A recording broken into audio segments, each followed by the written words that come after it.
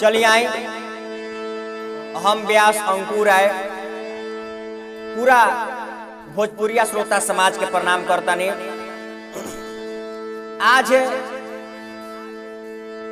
बहुते दिनों के बाद आज फिर से आज हमनी आयल बनी कुछ गीत संगीत से सेवा करे खातिर अपना श्रोता समाज के लगे, जेकरा में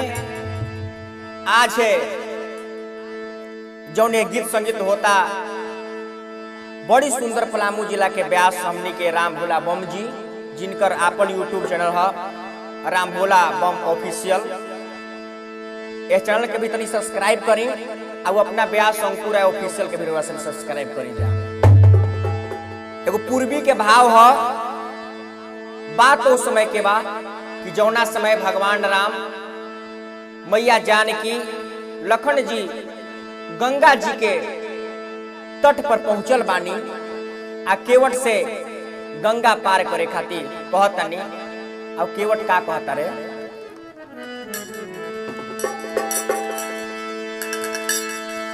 आरे दूर हटी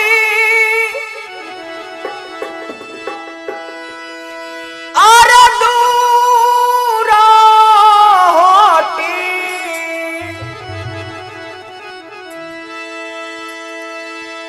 आरे तभिरी जनियाई ए प्रभु जी,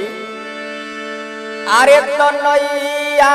के नारी मालिक अरे जनी ना बनाई नैया के नारी मालिक जनी ना बनाई नैया के नारी मालिक।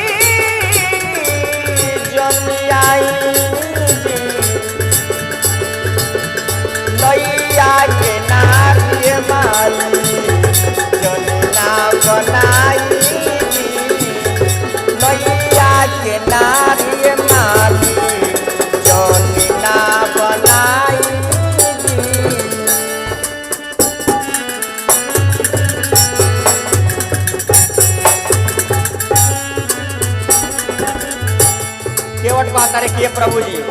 यदि रौरा नाम में चढ़ल चाहता नहीं तो एक काम रौरा करे के पड़ी का, नैया में चढ़े चाही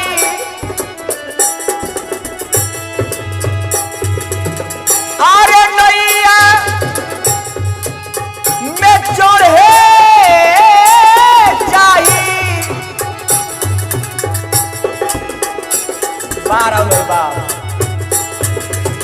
अरे नैया में चढ़े चाही तो पैया धोवाई नैया के नारी मालिक जनी ना बनाई नैया के नारी मालिक जनी ना बनाई।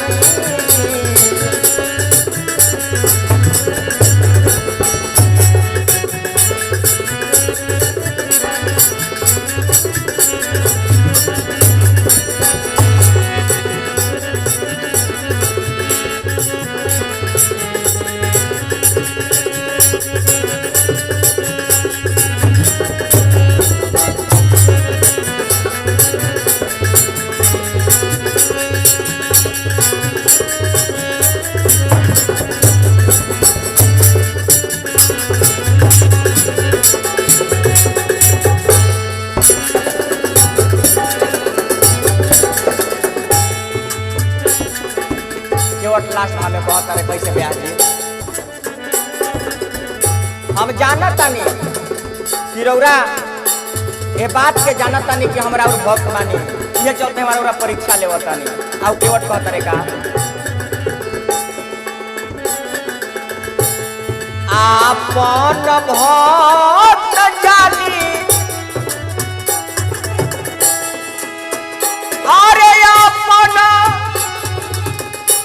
अरे भक्त जानी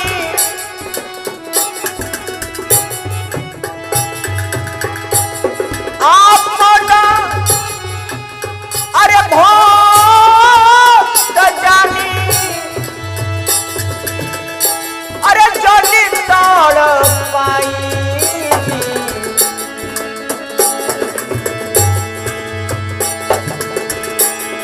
आपन भक्त जानी जनी तड़ पाई नैया के नारी माली जनी ना बनाई नैया के नारी माली जनी ना बनाई नैया के नारी माली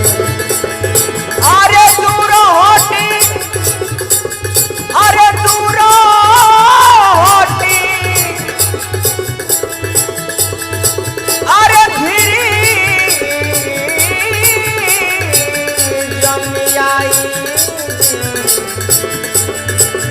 नैया के नारी माली जमीना बनाई नैया के नारी माली